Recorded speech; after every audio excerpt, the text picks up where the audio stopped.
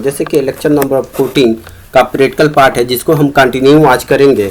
Lecture number 14 के theory part में हमने टाइमर के बारे में पढ़ा था काफ़ी डिटेल में कि रेंज ऑफ टाइमर क्या है, लैच और नॉन लैच मीन्स रिटेंटिव और नॉट रिटेंटिव टाइमर क्या होता है, जिसमें 100 मिलीसेकंड, 10 मिलीसेकंड और 1 millisecond means high speed timer क्या है और लो स्पीड टाइमर क्या है, इन सब के रेंज के बारे में पढ़ा था। और हमने ये भी वहाँ पे एक फार्मूला को डिराइव किया था जिसमें हमने टाइमर का कैसे प्रीसेट वैल्यू को कैलकुलेट करते हैं और हमने ये भी समझा था कि एक्यूमुलेटर वैल्यू क्या होता है, काफ़ी डिटेल में हमने समझा था।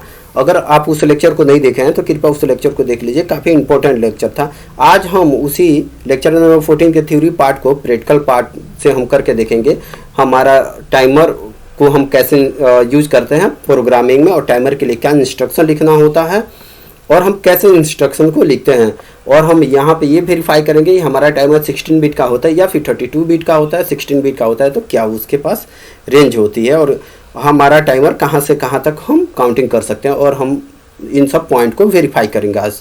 दोस्तों, वीडियो शुरू करने से पहले मैं आप लोगों से एक रिक्वेस्ट करूँगा, अगर मेरी वीडियो पसंद आ रही हो तो प्लीज़ वीडियो को लाइक कीजिए, शेयर कीजिए, चैनल को सब्सक्राइब कीजिए। अब हम चलते हैं अपने WPL सॉफ्टवेयर पे।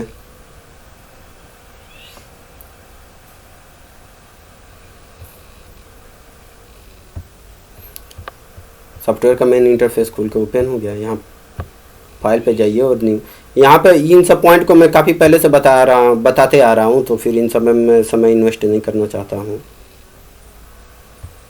टाइमर का रेंज और नॉन लैच समझने से पहले हम समझ लेते हैं कि टाइमर कौन सा टाइमर कितना रेंज तक क्या क्या होता है।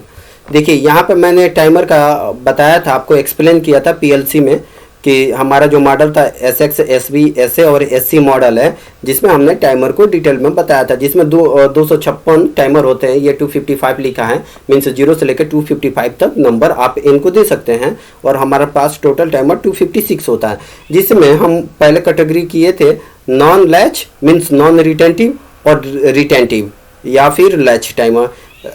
लैच टाइमर या रिटेंटिव टाइमर 15 होते हैं और नॉन लैच या नॉन रिटेंटिव टाइमर 240 होते हैं। हमारा जो ये मॉडल है, इसमें देखिए 100 मिलीसेकंड को हम लो स्पीड टाइमर बोलते हैं, 10 मिलीसेकंड और 1 मिलीसेकंड को हाई स्पीड हम टाइमर बोलते हैं। और क्यों बोलते हैं अभी आपको पता चल जाएगा आगे आने वाले टॉपिक में। देखिए 100 मिलीसेकंड का टाइमर है और 100 मिलीसेकंड का टाइमर का रेंज है T0 से लेकर T199 तक, मीन्स T0 से लेकर 199 तक जो टाइमर हैं, मीन्स टोटल 200 टाइमर है। ये 100 मिलीसेकंड का टाइमर है जो नॉन लैच है। इसमें हाई स्पीड टाइमर आ जाता है 10 मिलीसेकंड का, जो 200 से लेकर T239 तक है, जो 10 मिलीसेकंड का टाइमर है, नॉन लैच टाइमर है। अब लैच टाइमर में जी LST लिखने का मतलब लो स्पीड टाइमर है, HST लिखने का मतलब हाई स्पीड टाइमर। लो स्पीड टाइमर मीन्स 100 मिलीसेकंड का टाइमर होगा, मीन्स 250 से लेके 255 तक जो टाइमर है एक्यूमुलेटिव टाइमर क्या होता है, मैंने आपको थ्योरी में बताया है। 250 से लेके 255 तक का टाइमर जो है 100 मिलीसेकंड का है, ये लैच टाइमर है, मीन्स रिटेंटिव टाइमर है। HST में हाई स्पीड टाइमर में 10 मिलीसेकंड का टाइमर है, जो लैच है 240 से लेके 245 और 246 से लेकर 249 तक 1 मिलीसेकंड का टाइमर है, जो लैच टाइमर है। देखिए 10 मिलीसेकंड का टाइमर 240 से लेकर 245 तक यहाँ पे भी है, और 10 मिलीसेकंड का टाइमर यहाँ से T200 से लेकर 239 तक यहाँ पे भी है। बट ये जो टाइमर है नॉन लैच है और ये 240 से लेकर 245 तक नॉन लैच है। अगर आप इस लेक्चर को नहीं देखें तो कृपया इसको देख लीजिए, आपको और अच्छे से समझ में आएगा। हम यहाँ पे एक प्रोग्राम कर लेते हैं, लैच और नॉन लैच टाइमर यूज़ कर लेते हैं और देखते हैं कि हमारा टाइमर वर्क कैसे करता है। इसके लिए हम टाइमर को जानते हैं कि कंटिन्यूस पावर सप्लाई की आवश्यकता होती है, तो यहाँ पे एक पुश बटन ले लेते हैं जिसको हम ऑलवेज ऑन रखेंगे। टाइमर को लेने के लिए आप यहाँ पे जो इंस्ट्रक्शन देख रहा है यहाँ से भी जा सकते हैं। कई लोगों में ऐसा अगर नहीं दिख रहा होगा तो F6 से भी आप जा सकते हो। ठीक है, मैं F6 से दिखा देता हूँ आपको। इस तरह का इंटरफेस आ गया API 96 टाइमर। अब यहाँ पे दे रहा है S1 और S2 इसके सोर्स हैं। देखिए S1 में ये टाइमर पूछ रहा है कि कौन सा टाइमर यूज़ करना चाह रहे हैं, तो एड्रेस और ये आइदर वैल्यू आप कुछ भी दे सकते हैं। तो हम जानते हैं कि 100 मिलीसेकंड का टाइमर यूज़ करना है, तो 0 से लेकर 199 तक 100 मिलीसेकंड का टाइमर होता है। तो यहाँ पे 1 2 3 4 कुछ भी आप ले सकते हैं। मान लो मैंने 10 ले लिया कि मैं टाइमर नंबर 10 यूज़ कर रहा हूँ। यहाँ पे देखिए प्रीसेट वैल्यू पूछ रहा है के की कांस्टेंट वैल्यू देना चाहते हैं या फिर आप डाटा रजिस्टर के माध्यम से देना चाहते हो टाइमर की वैल्यू, तो अभी मैं कांस्टेंट दे के दिखा देता हूँ। आगे मैं डाटा रजिस्टर के भी माध्यम से दूंगा जो आपको पता चल जाएगा। मीन्स 100 मिलीसेकंड का टाइमर है, तो मैं चाहता हूँ कि हमारा टाइमर 10 सेकंड के लिए चले, तो प्रीसेट की वैल्यू 100 हम पुट करेंगे।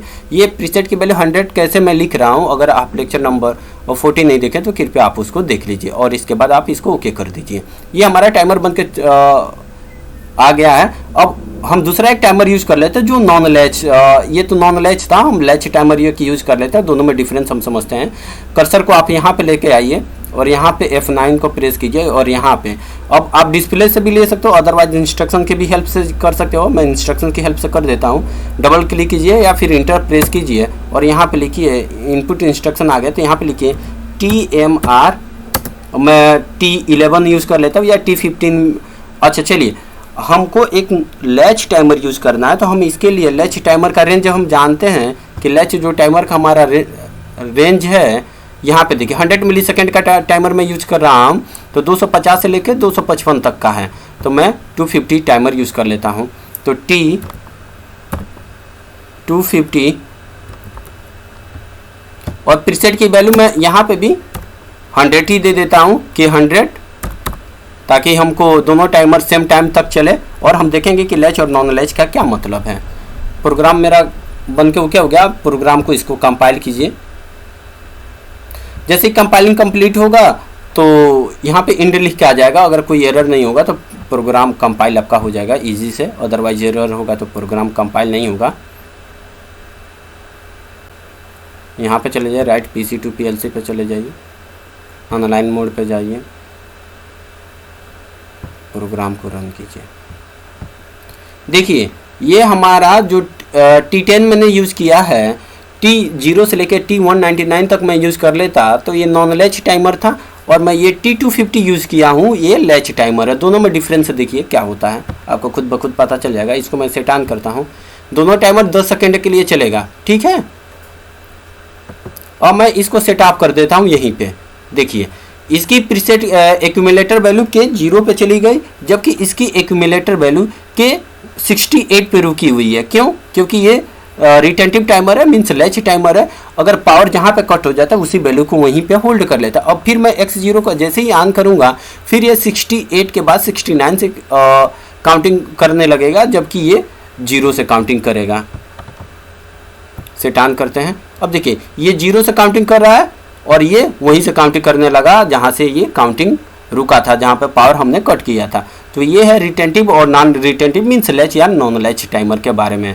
उम्मीद है आप इस पॉइंट को समझे होंगे। अगर मैं फिर इसको पावर को ऑफ करता हूँ तो इसकी जो एक्यूमुलेटर वैल्यू 0 पे चली जाएगी, जबकि ये टाइमर नंबर 250 का जो एक्यूमुलेटर वैल्यू 100 पे ही स्टॉप रहेगा, मीन्स उसी पॉइंट को ये होल्ड किया रहेगा। देखिए इसकी एक्यूमुलेटर वैल्यू 0 हो गई, जबकि इसकी एक्यूमुलेटर वैल्यू 100 पे ही है। अब प्रोग्राम को हम डिलीट करके दूसरा प्रोग्राम बनाते हैं। इस प्रोग्राम में कुछ अगर मॉडिफिकेशन करना चाहते हैं तो अगेन ऑनलाइन मोड पे चले जाइए और Ctrl+A से पूरे प्रोग्राम को सेलेक्ट कीजिए और राइट क्लिक करके प्रोग्राम को डिलीट कर दीजिए। अब हम ये समझते हैं कि 1 मिलीसेकंड टाइमर क्या है, 100 मिलीसेकंड का टाइमर क्या है और 10 मिलीसेकंड का टाइमर क्या है। उसके लिए रेंज आप देख लीजिए कि उसका रेंज क्या है। देखिए 100 मिलीसेकंड के लिए टाइमर का यूज हम इसमें से किसी भी T0 से लेकर T199 के बीच में कोई भी टाइमर यूज़ कर सकते हैं। 10 मिलीसेकंड के लिए 200 से लेकर 239 के बीच में कुछ भी टाइमर का यूज़ कर सकते हैं। और 1 मिलीसेकंड का जो टाइमर है 246 से लेकर 249 के बीच में कोई सा भी हम टाइमर यूज कर सकते हैं, ठीक है। अब यहाँ पे हम फिर एक प्रोग्राम बनाते हैं। यहाँ पे एक प्रोग्राम बनाता है जिसमें 100 मिलीसेकंड, 10 मिलीसेकंड और 1 मिलीसेकंड का टाइमर का यूज करेंगे और देखेंगे कि वो कैसे काम करते हैं। एक इसके लिए हम एक NO पुश बटन ले लेते हैं। आप मेमोरी 1000 भी आप यूज़ कर सकते हो कांस्टेंट पावर सप्लाई के लिए, बट मैं यहाँ पे एक सिंपल पुश बटन का यूज़ कर रहा हूँ। अच्छा टाइमर के लिए क्या लिखेंगे, इंस्ट्रक्शन TMRT। अच्छा देखिए आप 100 मिलीसेकंड का टाइमर यूज़ करना चाहते हैं तो T0 से लेकर T199 तक कोई भी आप टाइमर यूज कर सकते हैं। तो मैं T1 यूज़ कर लेता हूँ, T1, और के प्रीसेट की वैल्यू यहाँ पे 6000 दे देता हूँ ताकि हमको ये पता चले, क्योंकि इसके लिए देखिए ये हमारा टाइमर बहुत अधिक समय तक के लिए चलेगा। अच्छा ये कितने सेकंड के लिए चलेगा, 10 से डिवाइड करके ये 600 सेकंड के लिए हमारा ये टाइमर चलेगा। अब देखिए ये हमारे, इसके बाद हम टाइमर यूज़ कर लेते हैं 10 मिली सेकेंड के लिए। 10 मिली सेकेंड के लिए आप टाइमर जानते हैं कि टी 200 से लेकर 239 के बीच में होता है। आप यहाँ पे देख लीजिए 10 मिली सेकेंड के लिए टी 200 से लेकर 239 तक आप टाइमर यूज कर सकते हैं 10 मिली सेकेंड के लिए। 1 मिली सेकेंड का टाइमर का यूज करना है तो HST में आ जाइए। टी 246 से लेकर 249 के बीच में आप 1 मिली सेकेंड का टाइमर यूज कर सकते हैं। ठीक है, अब हम यहाँ पे लिख देते हैं टाइमर के लिए TMR स्पेस टी 200 10 मिली सेकेंड का टाइमर है, और इसमें हम प्रीसेट की वैल्यू सेम देंगे ताकि हमको ये पता चले कि कौन सा टाइमर कितने समय के लिए चल रहा है। ओके कर दीजिए इसको, और यहाँ से फिर एक टाइमर कनेक्ट कीजिए। ये हमारा टाइमर 1 मिली सेकेंड का होगा, तो यहाँ पे चले जाइए TMR स्पेस 1 मिली सेकेंड के लिए टाइमर का भी मैंने बताया था 246 से लेकर 249 के बीच में कर सकते हैं। तो मैं टी 247 यूज कर लेता हूँ 247, और प्रीसेट की वैल्यू सेम देंगे कि 6000। ओके कर दीजिए। अच्छा, मैं इस पे कमेंट लिख देता हूँ ताकि आपको अच्छे से दिखे। तो यहाँ पे कमेंट लिखने के लिए एडिट डिवाइस कमेंट पे चले जाइए, और यहाँ पे लिखिए 100 मिली सेकेंड का ये हमारा टाइमर है। यहाँ पर आ जाइए, इसको भी हम कमेंट में लिख देते हैं। ये हमारा 10 मिली सेकेंड का है, 10 मिली सेकेंड का ये हमारा टाइमर है। इसको मैं कमेंट में लिख देता हूँ 1 मिली सेकेंड का टाइमर है ताकि हमको विजुलाइज हो सके 1 मिली सेकेंड। ओके कर दीजिए। अब इस प्रोग्राम को आप कंपाइल कीजिए। कंपाइलिंग जैसे ही कंप्लीट होगा हमारे इन इंस्ट्रक्शन लिख के आ जाएगा, तो मीन्स हम ये समझेंगे कि हमारा प्रोग्राम सक्सेसफुली कंपाइल हो गया है। ऑनलाइन मोड पे चले जाइए इसके बाद, और प्रोग्राम को रन करते हैं। अब ये देखिए हमारा जो टाइमर है 100 मिली सेकेंड का है, 10 मिली सेकेंड का है, 1 मिली सेकेंड का है। तो हम ये देखते हैं कि हमारा टाइमर कितने सेकेंड के लिए चलेगा। ये देखिए, ये के की वैल्यू, अगर प्रीसेट की वैल्यू 6000 मैंने पुट किया, ये मीन्स 600 सेकेंड के लिए चलेगा। ये सिर्फ 60 सेकेंड के लिए चलेगा, और ये जो T1 हमारा टाइमर है ये सिर्फ हमारा 6 सेकेंड के लिए चलेगा। तो आप इसको थोड़ा ध्यान से देखिएगा। ये हाई स्पीड टाइमर बोलते हैं, और ऊपर वाले के लो स्पीड टाइमर बोलते हैं, आपको पता चल जाएगा। इसको सेट ऑन करते हैं। अब देखिएगा, आप इसको देखिएगा T 247 टाइमर को ऑन कीजिए। इसकी देखिए कैसे काउंटिंग इसकी कंप्लीट हो गई है। ये 6 सेकेंड चल गया, ये 60 सेकेंड चलेगा, और ये 600 सेकेंड चलेगा। ये दोनों में बिग डिफरेंस देखिए कितना है, क्योंकि ये जो ऊपर T1 मैंने टाइमर यूज़ किया है ये अभी काउंटिंग कर ही रहा है। ठीक है, प्रीसेट की वैल्यू 6000 है तो काउंटिंग करते ही जाएगा। अभी तो 200 पे 210 215 पे ऐसे पहुँचा है, जबकि ये बहुत पहले ही काउंटिंग कर चुका है और अभी ये काउंटिंग कर रहा है। मीन्स जो हमारा T 247 मैंने टाइमर यूज़ किया है ये हाई स्पीड टाइमर है। जो हम सर्वो और स्टेपर मोटर पढ़ेंगे उस समय हम पल्स जनरेट करने के लिए इन सब टाइमर का यूज करेंगे। और ऊपर जो मैंने 10 मिली सेकेंड के लिए भी टाइमर यूज़ किया है इसका भी हम यूज़ करेंगे। ये भी हाई स्पीड टाइमर के अंदर आता है, बट इसकी स्पीड थोड़ी स्लो है। जबकि 1 मिली सेकेंड का टाइमर हमारा 6000 प्रीसेट की वैल्यू और बड़ी इजी मीन्स 6 सेकेंड में ही कैलकुलेट कर लेता है, इसीलिए हम इसे हाई स्पीड टाइमर बोलते हैं। इसको फिर ऑफ कर दीजिए एक बार। ठीक है। अच्छा, आपको एक चीज़ मैं बता दूं कि मैंने T 247 से लेके 246 से लेके 249 तक टाइमर मैंने यूज़ किया, तो ये प्रीसेट एक्यूमुलेटर वैल्यू 6000 पे ही रुका हुआ, क्योंकि ये हमारा लैच टाइमर है। 1 मिली सेकेंड का टाइमर जो हमने यूज़ किया है वो नॉन लैच टाइमर नहीं होता है, वो लैच ही टाइमर आता है, तो इसीलिए इसकी प्रीसेट वैल्यू उतनी पे शो कर रही है। ठीक है, मैं इसको फिर शुरू से कर देता हूँ। इसको ऑनलाइन मोड पे फिर चले जाइए और इस प्रोग्राम को कंपाइल कर दीजिए, फिर इनिशियल स्टेट में आ जाएगा ताकि आपको और अच्छे से दिखे। अच्छा, इसको मैं देखिए थोड़ा सा और भी चेंज कर देता हूं। इसको 6000 की जगह पे मैं इसको 12000 कर देता हूं, इन दोनों से अधिक। फिर भी देखिए सिर्फ 12 सेकेंड के लिए चलेगा, बड़ा जल्दी इसकी काउंटिंग कंप्लीट हो जाएगी। तो आप इसको देखिएगा, कंपाइल कर देते होंगे, सिमुलेट कर दीजिए प्रोग्राम को, ऑनलाइन मोड पे चले जाइए।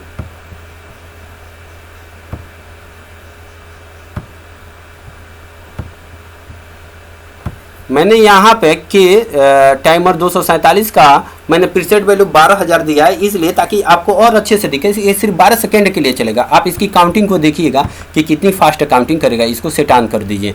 इसकी काउंटिंग देखिए यहाँ पे किस तरह काउंटिंग कर रहा है, 12 सेकंड। इसकी 12 सेकंड कंप्लीट हो गया। मीन्स प्रीसेट की वैल्यू अगर 12,000 दिया है तो इतनी फास्ट काउंटिंग कर रहा है, जबकि ये काउंटिंग अभी 10 सेकंड वाला कर रहा है, 1000 में काउंटिंग कर रहा है, जबकि ये अभी 140 145 ऐसे ही काउंटिंग कर रहा है। तो इसे लो स्पीड टाइमर बोलते हैं। इन दोनों को हाई स्पीड हम टाइमर बोलते हैं।